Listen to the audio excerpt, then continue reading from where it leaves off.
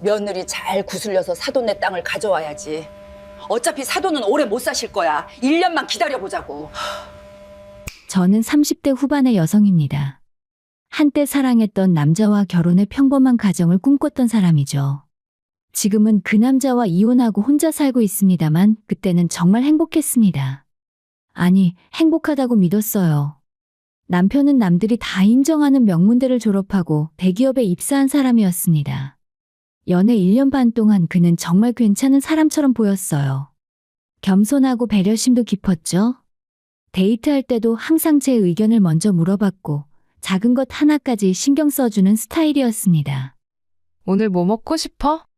난 네가 좋아하는 거 먹으면 돼. 그때는 그런 대화가 자연스러웠던 시절이었습니다. 저는 그런 남편의 모습에 반했고 결혼을 결심했죠. 하지만 시댁 형편은 별로 좋지 않았습니다. 시아버지는 일찍 돌아가셨고 시어머니는 좁고 낡은 빌라에서 혼자 사셨어요. 독립해서 살고 있는 남편도 학자금 대출을 갚느라 여유가 없었죠. 하지만 저는 크게 개의치 않았습니다. 제가 창업한 회사가 어느 정도 자리를 잡았고 경제적으로는 여유가 있었거든요. 조건보다 사람이 중요하지. 저는 그렇게 스스로를 다독이며 결혼을 결심했습니다. 주변에서는 시댁 형편을 걱정하는 목소리도 있었지만 저는 남편의 진심만 믿었어요. 사랑하는 사람과 함께라면 무엇이든 해낼 수 있을 것 같았습니다. 결혼식은 소박하게 치렀어요. 시댁에서 부담스러워할까봐 저희 쪽에서 대부분의 비용을 부담했죠. 신혼집도 제 이름으로 전세를 얻었고 가구며 가전제품도 거의 제가 마련했습니다. 하지만 전혀 아깝지 않았어요. 남편과 둘이 행복하게 살 수 있다면 그걸로 충분했으니까요. 결혼 후 얼마 지나지 않아 남편은 회사 생활에 점점 지쳐갔습니다. 매일 야근에 시달리고 상사와의 관계도 좋지 않았죠. 대기업 특유의 경직된 분위기와 끝없는 업무량이 남편을 짓눌렀습니다. 오늘도 11시 넘어서 퇴근했어. 내일 아침 7시까지 출근해야 하는데. 진짜 이젠 한계야. 남편의 목소리는 항상 지쳐 있었고 얼굴에는 생기가 하나도 없었습니다. 저는 그런 남편을 보며 가슴이 아팠어요. 그러던 어느 날 남편이 조심스럽게 말했습니다. 여보, 나 진짜 회사 그만두고 싶어. 충격적인 이야기였지만 저는 그다지 놀라지 않았습니다. 이미 예상하고 있었으니까요. 남편의 얼굴은 날이 갈수록 어두워졌고 집에 오면 기운이 하나도 없었거든요. 심지어 주말에도 출근하는 날이 잦아졌고 제대로 쉬는 날이 거의 없었습니다. 그래, 차라리 그만둬. 괜찮아. 저는 따뜻하게 말했습니다. 정말 진심이었어요. 남편이 힘들어하는 걸 보는 게 더 싫었으니까요. 까짓거 돈은 제가 벌면 되는 거였습니다. 그보다 남편이 건강하고 행복한 게 더 중요했어요. 미안해. 당분간 쉬면서 다른 일 알아볼게. 당신이 고생하는데 나까지 이러니 면목이 없다. 미안할 거 없어. 정 힘들면 우리 회사에서 일하면 되잖아. 내가 사장이니까 눈치 볼 것도 없고. 천천히 적응하면서 하면 돼. 제 말에 남편의 얼굴이 조금 밝아졌습니다. 저는 그 모습을 보며 제 선택이 옳다고 믿었죠. 함께 일하면 더 많은 시간을 보낼 수 있을 거라 생각했고 서로를 더 잘 이해할 수 있을 거라 기대했습니다.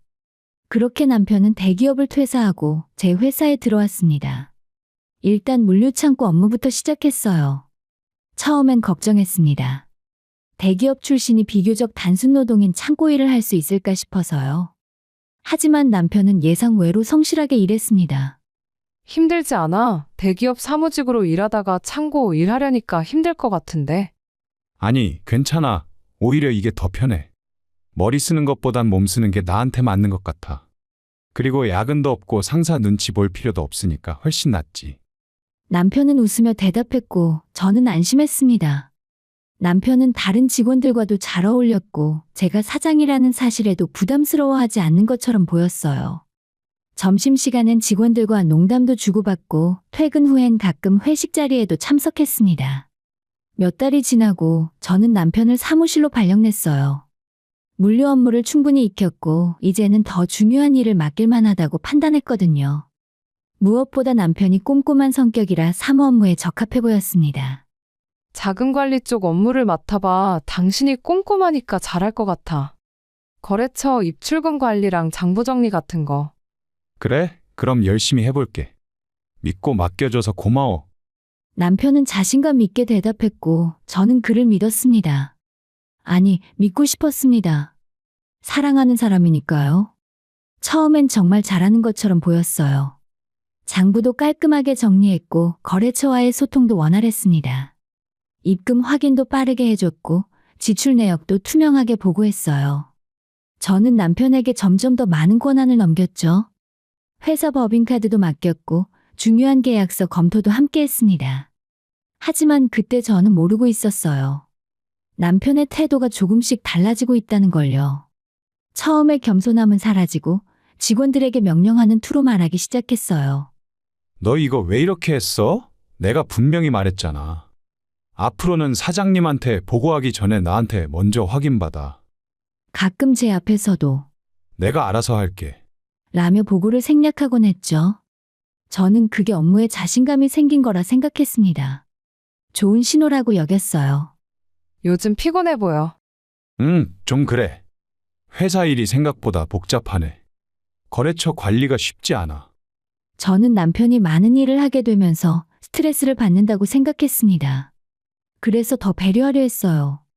집에서는 되도록 회사 얘기를 꺼내지 않으려 했고 남편이 편히 쉴 수 있도록 신경 썼죠.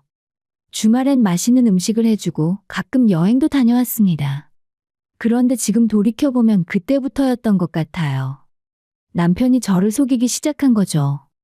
저는 그저 사랑하는 사람을 믿었을 뿐인데 그 믿음이 제 인생 최대의 실수가 될 줄은 꿈에도 몰랐습니다. 사랑과 신뢰가 때로는 가장 큰 약점이 될 수 있다는 걸 저는 그때 알지 못했어요. 어느 날 친정 어머니의 칠순생신이 다가왔습니다. 평소 건강이 좋지 않으셨던 어머니였지만 그래도 칠순은 큰 잔치였죠. 저는 시골 친정에 내려가서 소박하게나마 가족들과 함께 축하해드리고 싶었습니다. 여보, 우리 이번 주말에 친정 갈 거야. 엄마 칠순이거든. 알겠어. 그럼 선물 뭐 준비할까? 남편은 평소처럼 자연스럽게 대답했습니다. 그런데 문제는 시어머니였어요. 남편이 전화를 받더니 난처한 표정을 지었습니다. 우리 엄마도 같이 가고 싶대. 사돈 칠순인데 인사드려야 한다고. 솔직히 내키지 않았습니다. 시어머니와 저는 그리 편한 사이가 아니었거든요. 결혼 초부터 시어머니는 저희 집안을 탐탁지 않게 여기는 눈치였거든요. 시골에 살고 계신 부모님, 그리 넓지 않은 땅을 가진 평범한 농사꾼 집안이라는 게 마음에 들지 않으셨던 것 같습니다. 하지만 생신을 축하해주러 오시겠다고 하는데 거절할 명분도 없었고 괜히 남편을 곤란하게 만들고 싶지 않았어요. 그래, 같이 가자. 어머니도 모시고 가면 우리 엄마가 좋아하시겠지. 저는 웃으며 대답했지만 마음 한편이 무거웠습니다. 주말에 우리는 시어머니를 모시고 시골로 향했어요. 당연히 차안 분위기는 어색했습니다. 시어머니는 창밖만 바라보셨고 남편은 운전에만 집중했어요. 저는 중간중간 대화를 이어가려 했었지만 쉽지 않았죠. 어머님 불편하시진 않으세요? 괜찮아. 시골길이라 그런지 좀 울퉁불퉁하네. 그런 짧은 대답뿐이었습니다. 친정에 도착하자 어머니가 반갑게 맞아주셨습니다. 평소보다 안색이 많이 안 좋아 보이셨지만 그래도 웃으시며 우리를 맞이하셨어요. 사돈, 칠순 생신 축하드립니다. 시어머니가 정중하게 인사를 건넸고 어머니도 고맙다며 손을 잡아주셨습니다. 겉으로 보기엔 참 화목한 모습이었죠. 저녁 준비는 동네 분들과 그 동네에 사는 친척들이 조금씩 도와주셨습니다. 시골 잔치답게 소박하지만 정성스러운 음식들이 차려졌어요. 저는 부엌을 오가며 손님들을 챙기느라 정신이 없었습니다. 너무 무리하지 마. 손님들은 우리가 챙길 테니까. 이모가 걱정스럽게 말씀하셨지만 저는 괜찮다며 웃었습니다. 1년에 한 번 있는 어머니 생신인데 이 정도는 당연한 일이었으니까요. 저녁 식사는 화기애애하게 진행되었습니다. 남편도 친척 어르신들과 이야기를 나누며 자연스럽게 어울렸고 시어머니도 어머니 옆에 앉아 담소를 나누셨어요. 저는 그 모습을 보며 안도했습니다. 역시 가족 행사엔 다 같이 모이는 게 좋긴 하네. 하지만 그 생각은 그날 밤 완전히 뒤집히게 됩니다. 밤 11시가 넘어 손님들이 모두 돌아가고 집안이 조용해졌습니다. 어머니는 피곤하신지 일찍 주무시러 가셨고 친척들도 각자 방으로 들어갔어요. 저도 피곤했지만 설거지가 아직 남아있어서 부엌으로 향했습니다. 그런데 복도를 지나가는데 안방 쪽에서 작은 목소리가 들려왔어요. 남편과 시어머니의 목소리였죠. 저는 무심코 그 대화를 듣기 위해 걸음을 멈췄습니다. 사돈 건강이 많이 안 좋아 보이던데? 시어머니의 목소리였습니다. 요즘 들어 많이 약해지셨어. 병원도 자주 다니시고. 사실 거기까지 듣고 저는 그냥 지나치려 했어요. 두 사람이 저희 어머니의 건강을 걱정하는 대화인 것 같았으니까요. 그런데 다음 말이 저를 그 자리에 얼어붙게 만들었습니다. 그러니 앞으로 얼마나 더 사시겠어. 괜히 병원비만 축내는 거 아니야? 시어머니의 목소리는 소름이 돋도록 냉정했습니다. 저는 귀를 의심했어요. 방금 뭐라고 한 거죠? 엄마, 이 집에선 그런 말 하지 마. 장모님이 들으시면 어떡해. 남편이 조심스럽게 말했지만 시어머니는 멈추지 않았습니다. 뭐가 어때? 사실이잖아. 근데 사돈 땅은 그래도 꽤 되지? 아까 보니까 꽤 넓던데. 이래저래 한 5,000평 정도 되는 것 같아. 위치도 괜찮고. 남편의 대답에 저는 충격을 받았습니다. 남편이 저희 친정 땅을 언제 확인한 걸까요? 그리고 왜 그런 얘기를 시어머니와 나누는 건지 이해할 수 없었습니다. 그 정도면 값이 꽤 나가겠네. 사돈이 돌아가시면 당연히 며느리가 받을 거 아니야? 그럼요. 집안 외동딸이니까. 그럼 우리 거나 마찬가지네. 시어머니의 목소리에는 묘한 만족스러움이 묻어났습니다. 저는 숨이 막혔어요. 근데 와이프는 땅 팔 생각 없다고 했어요. 그럼 너가 잘 설득해야지. 시골 땅 갖고 있어봤자 뭐해? 팔아서 현금으로 바꾸는 게 낫지. 그 돈으로 사업도 더 키우고. 엄마 말이 맞긴 한데 걔가 워낙 고집이 세서. 남편의 목소리는 난처해 보였지만 반박하지는 않았습니다. 저는 그 순간 온몸이 떨렸어요. 어차피 사돈은 오래 못 사실 거야. 병원도 자주 다니신다며. 그럼 빠르면 1, 2년 안에 해결되겠지. 엄마, 목소리 좀 낮춰. 남편이 급하게 시어머니의 입을 막으려 했지만 이미 다 들려버렸습니다. 아직 살아계신 제 어머니를, 제 친정 어머니를 앞세워 재산을 계산하고 있었던 거예요. 저는 그 자리에서 도망치듯 부엌으로 향했습니다. 손이 떨려서 컵을 제대로 잡을 수도 없었어요. 가슴이 답답하고 숨쉬기조차 힘들었습니다. 믿고 싶지 않았습니다.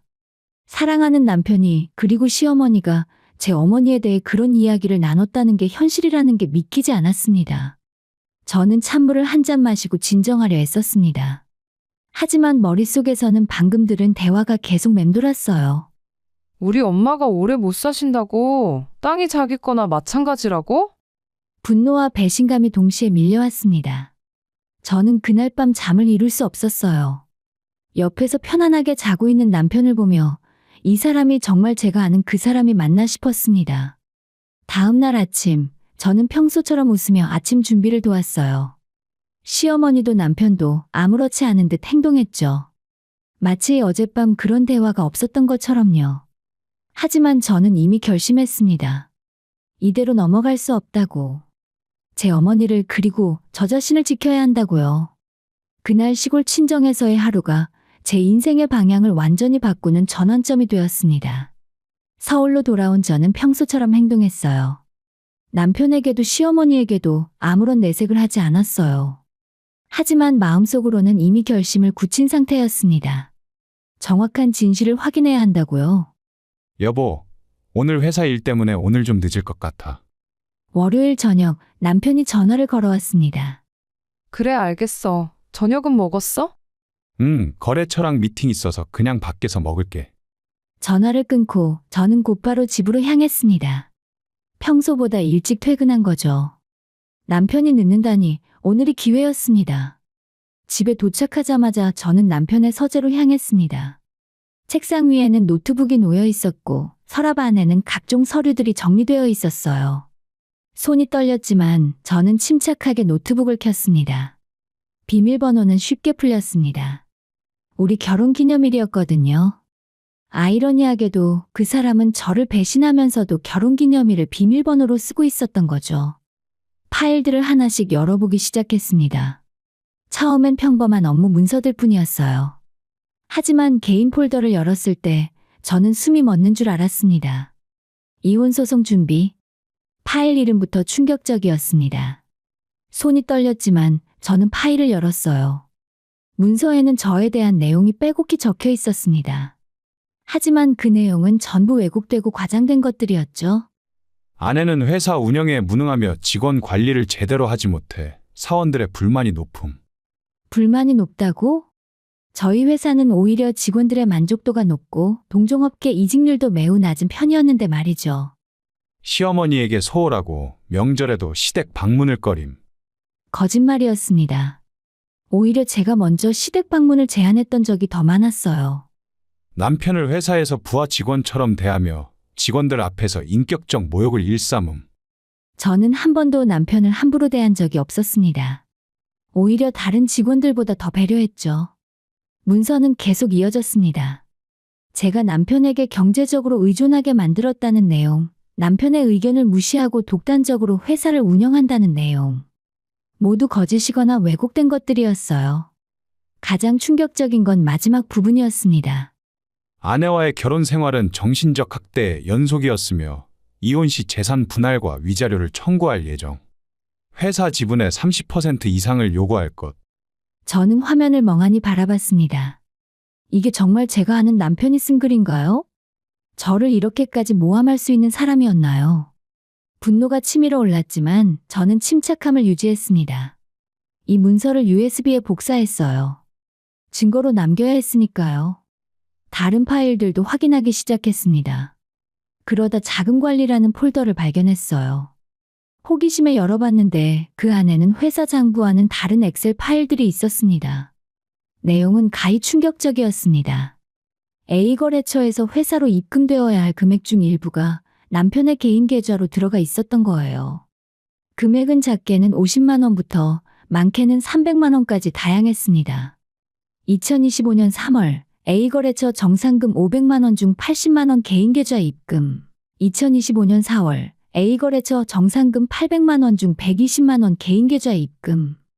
기록은 계속 이어졌고 저는 손이 덜덜 떨렸습니다. 다른 파일들도 마찬가지였어요. B거래처, C거래처 모두 같은 방식으로 돈을 빼돌리고 있었던 겁니다. 총액을 계산해보니 무려 2억 5천만 원에 달했습니다. 거의 1년 넘게 조금씩 빼돌린 거죠. 이게 횡령이잖아. 저는 입술을 깨물었습니다.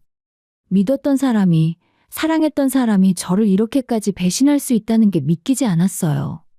하지만 증거는 너무나도 명확했습니다. 저는 모든 파일을 USB에 복사했어요. 그리고 서랍을 뒤지기 시작했습니다.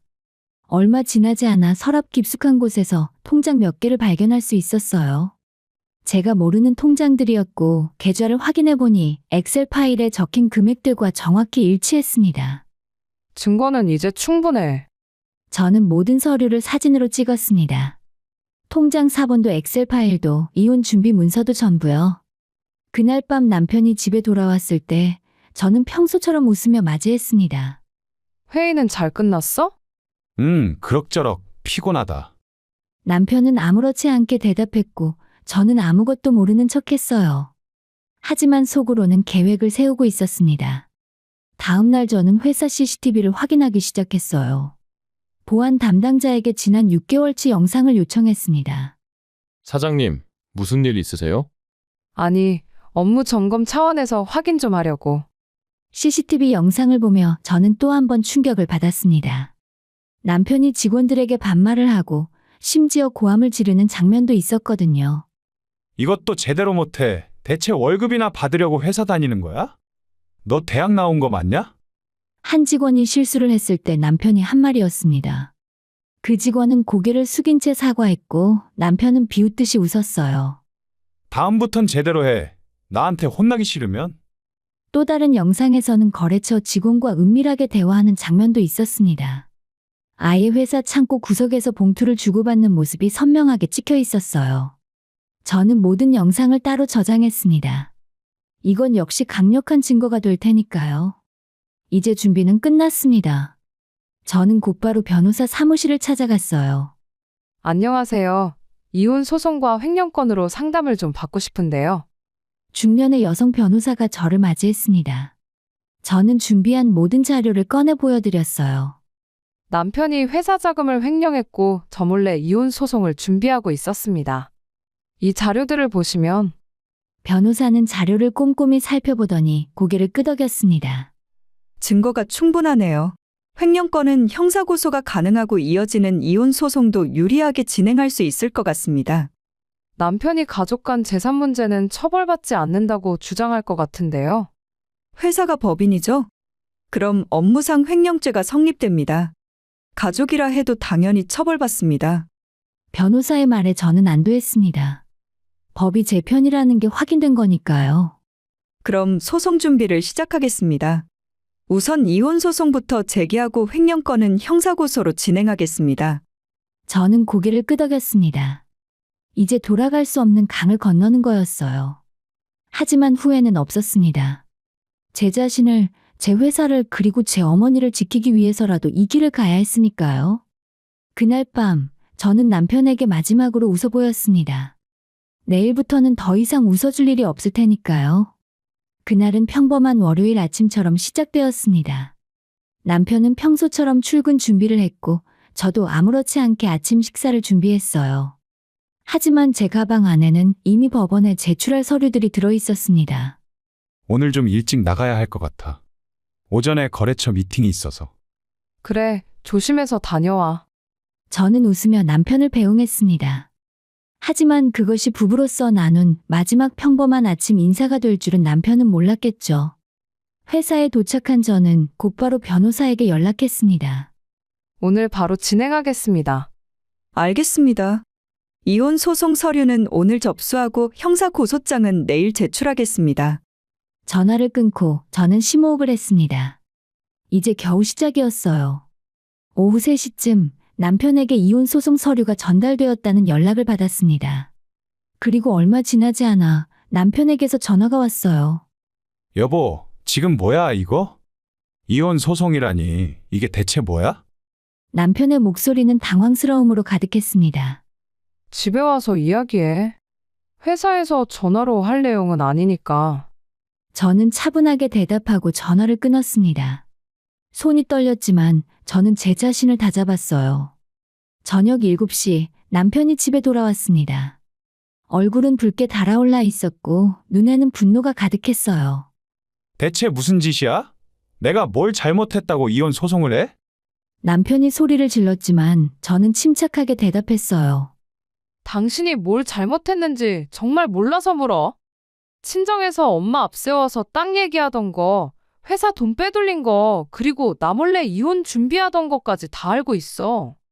그러자 남편의 얼굴이 하얗게 변했습니다. 그건 말이지. 변명할 생각하지 마. 증거도 다 있으니까. 당신 노트북에 있던 파일들, 비자금 통장 내역, CCTV 영상 전부 다 있으니까 변명하지 마. 저는 준비한 서류 사본을 남편 앞에 던졌습니다. 남편은 서류를 보더니 말문이 막힌 듯 했어요. 이건 오해야. 내가 설명할게. 오해? 2억 5천만 원을 횡령한 게 오해야? 거래처에서 개인 통장으로 돈 받은 게 오해냐고. 남편은 대답하지 못했습니다. 저는 계속 말을 이어갔어요. 내일 형사 고소장도 접수될 거야. 업무상 횡령죄로. 각오 단단히 하는 게 좋을걸? 뭐? 고소한다고? 야, 우리 부부 아니야? 가족끼리 그런 거로 고소를 해? 얼마 되지도 않는 돈으로. 남편이 다급하게 말했지만 저는 고개를 저었습니다. 우리 회사는 법인이야. 당신은 정식 직원으로 등록되어 있고 가족이라고 횡령이 용서되는 건 아니야. 제발 이러지 말자. 내가 잘못했어. 일단 돈은 회사 통장에 다 돌려줄게. 남편이 제 손을 잡으려 했지만 저는 뿌리쳤습니다. 이미 늦었어. 법적으로 진행할 거야. 그날 밤 남편은 계속 사정을 했지만 저는 단호했습니다. 한치도 물러설 생각이 없었어요. 그리고 다음날 형사고소장이 접수되었다는 연락을 받았습니다. 그리고 오후쯤 회사로 예상치 못한 방문객이 찾아왔어요. 사장님, 외부에서 오신 분이 찾으시는데요.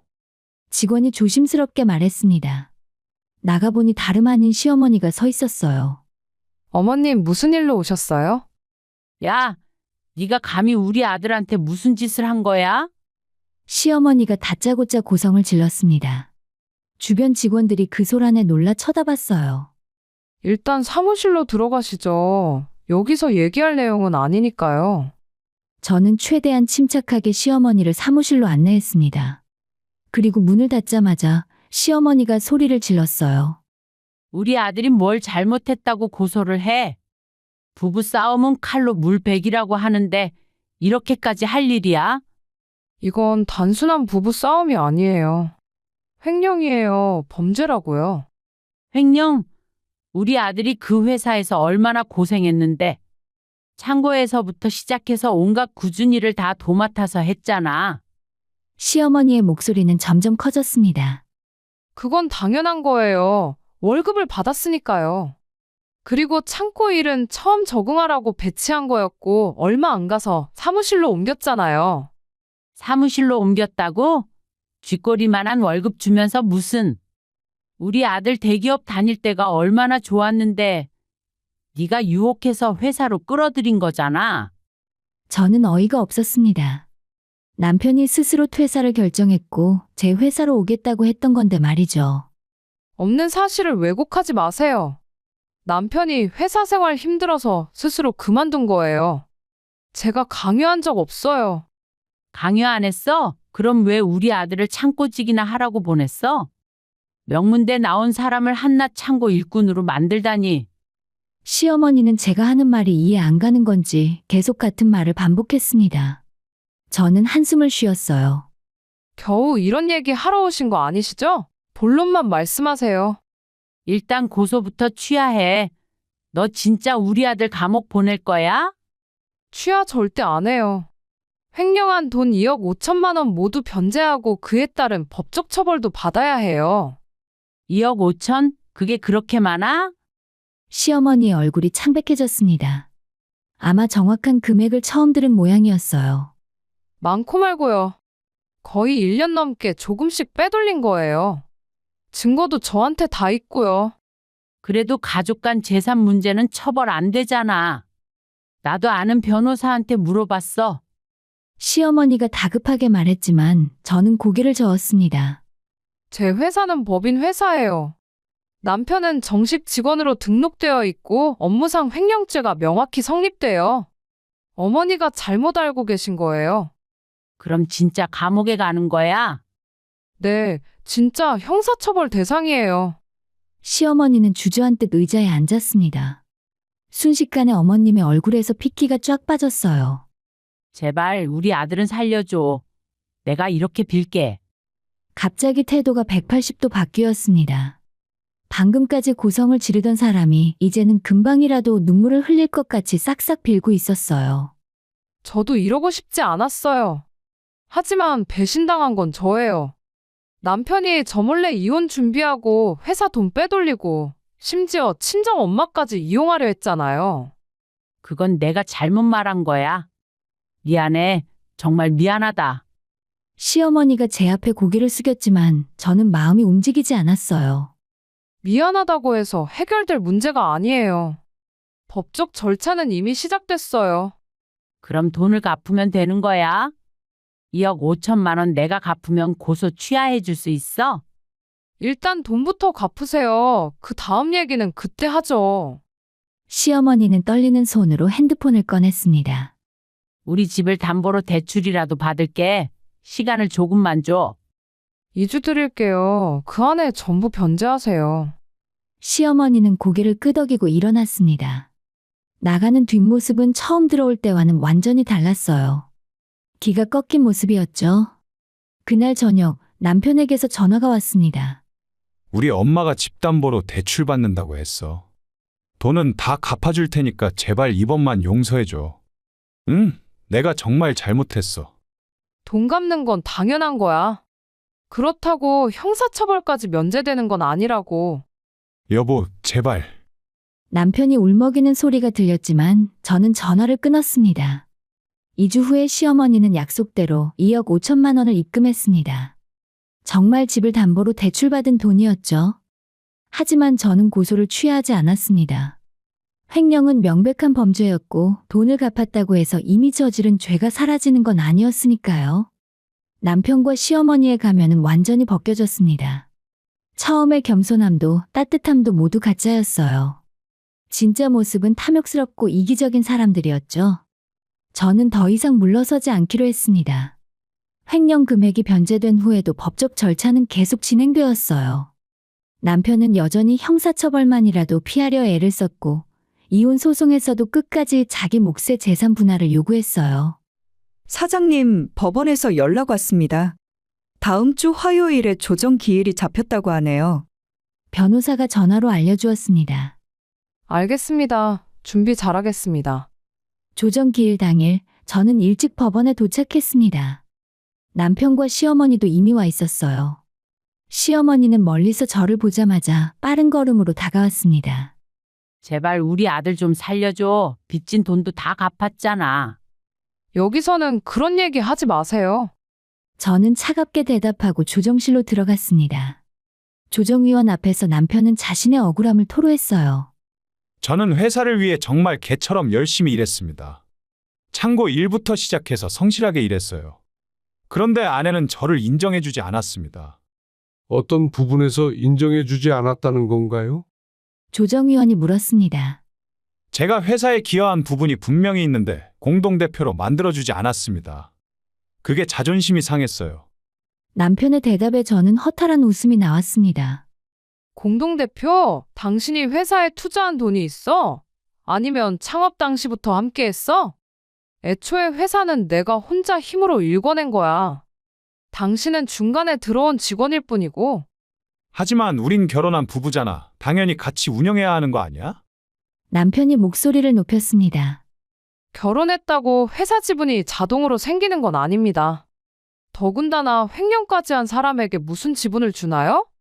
조정위원도 제 말에 고개를 끄덕였습니다. 횡령건은 형사 사건으로 별도 진행 중인 걸로 알고 있는데 맞습니까? 네, 맞습니다.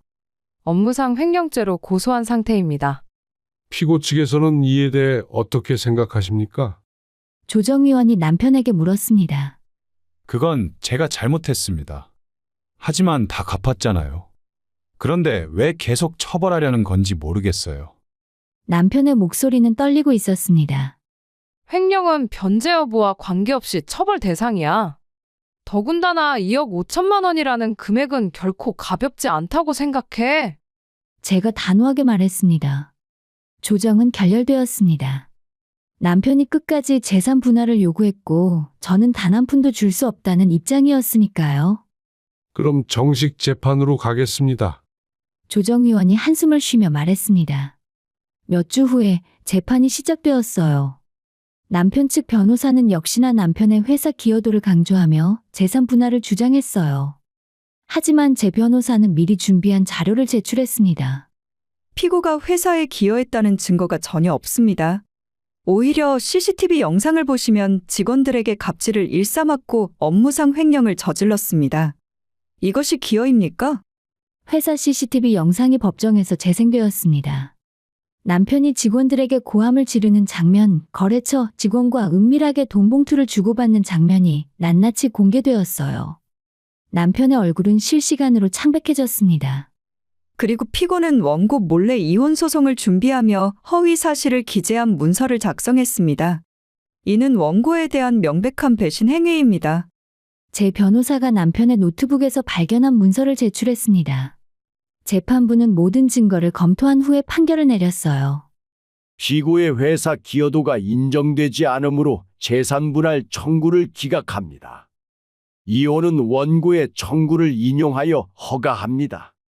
판결이 떨어지는 순간 저는 깊은 숨을 내쉬었습니다. 드디어 끝났어요. 하지만 형사사건은 아직 남아있었습니다. 며칠 후에 형사재판이 열렸어요. 피고는 약 1년간 회사 자금 2억 5천만 원을 횡령했습니다. 이는 계획적이고 지속적인 명백한 범죄 행위입니다. 남편 측 변호사는 선처를 호소했습니다. 피고는 이미 전액을 변제했고 깊이 반성하고 있습니다. 무엇보다 초범인 점을 고려해 주시기 바랍니다. 하지만 재판부는 엄정했습니다. 업무상 횡령은 신뢰 관계를 저버린 중대한 범죄입니다. 더군다나 피해자가 배우자라는 점에서 죄질이 더욱 나쁩니다. 징역 1년 6개월을 선고합니다. 벌금이나 집행유예도 아닌 실형이었습니다. 남편은 그 자리에서 주저앉았고 시어머니는 울음을 터뜨렸어요. 판사님 제발요. 우리 아들 한 번만 봐주세요. 하지만 판결은 번복되지 않았습니다. 법정을 나서는데 시어머니가 제 앞을 막아섰어요. 이제야 네가 만족하냐? 우리 아들 인생 망쳤으니까. 남편 인생을 망친 건 어머님과 남편 본인이에요. 저는 그 말을 남기고 시어머니를 지나쳐 걸어갔습니다. 결코 뒤돌아보지 않았어요. 그날 이후 저는 회사 운영에 더욱 집중했습니다. 남편이 빠진 자리는 생각보다 빨리 채워졌어요. 새로운 직원을 채용했고 거래처 결제 시스템도 처음부터 재정비했습니다. 회사는 점점 안정을 찾아갔어요. 신규 거래처도 늘어났고 매출도 증가했어요. 주말에는 친정에 내려가서 어머니와 자주 시간을 보냈죠. 어머니는 제 손을 꼭 잡으셨어요. 너가 그동안 고생 많았다. 괜찮아요, 엄마. 이제 다 끝났어요. 그래 잘했어. 넌 잘못한 거 하나도 없어. 어머니의 말씀에 눈물이 났습니다. 그동안 참고 참았던 감정들이 한꺼번에 쏟아져 나왔어요. 어머니는 더 이상 아무 말 없이 제 등을 토닥여 주셨습니다. 그 따뜻함이 제 마음을 위로해 주었어요. 시골 땅은 여전히 그 자리에 있었습니다. 어머니가 평생 지켜온 땅, 누군가는 탐냈지만 결국 지켜낸 땅. 저는 그 땅을 보며 다짐했습니다. 엄마가 지키신 것처럼 나도 내 것을 지킬 거야. 앞으로는 절대 그런 놈들한테 빼앗기지 않을 거야. 며칠 후에 어머니의 건강검진 결과가 나왔습니다. 다행히 큰 문제는 없었고 오히려 전보다 좋아지셨다고 했어요. 의사 선생님이 요즘 내가 스트레스를 덜 받으셔서 그런 거 같대. 딸이 이혼했다는데 왜 스트레스가 덜하냐고 물으시더라. 어머니가 웃으며 말씀하셨습니다. 나쁜 사람이랑 헤어졌으니까 당연히 스트레스가 줄죠. 엄마도 맘 편하시잖아요. 그래, 그 사람들 생각만 해도 속이 뒤집혔는데 이제 안 봐도 되니까 얼마나 좋은지 몰라. 저는 어머니와 함께 웃었습니다. 오랜만에 진심으로 웃는 것 같았어요. 서울로 돌아오는 길에 저는 창밖을 바라보며 생각했습니다. 힘들었지만 올바른 선택이었다고. 사랑했던 사람과의 이별은 아팠지만 제 가족과 회사를 지킨 것은 옳았다고요. 이혼 후 1년이란 시간이 빠르게 지났습니다. 생각보다 빨리, 생각보다 담담하게 시간은 흘러가더라고요. 주변 사람들은 가끔 물었습니다. 재혼 생각은 없어? 아직 젊은데. 지금은 아니에요. 혼자도 충분히 행복하거든요. 거짓말이 아니었습니다. 정말로 혼자가 편했고 행복했어요. 저는 이제 압니다. 혼자서도 충분히 행복할 수 있다는 것을요. 사랑은 제 삶을 더 단단하게 만들어줄 수 있을 때 아름답습니다. 제 삶을 무너뜨리는 사랑은 사랑이 아니에요. 이제 저는 누구보다 저 자신을 사랑할 줄 압니다. 그 어떤 사랑보다 귀중한 내 인생의 주인으로 살아갈 준비가 되어 있습니다. 그리고 언젠가 정말로 저를 존중하고 사랑해주는 사람을 만난다면 그때는 다시 사랑할 수도 있을 것 같습니다. 하지만 지금은 아니에요. 지금은 저 자신과 함께하는 시간이 필요하니까요. 오늘도 저는 회사 문을 열고 직원들에게 인사하며 제가 만든 삶을 살아갑니다.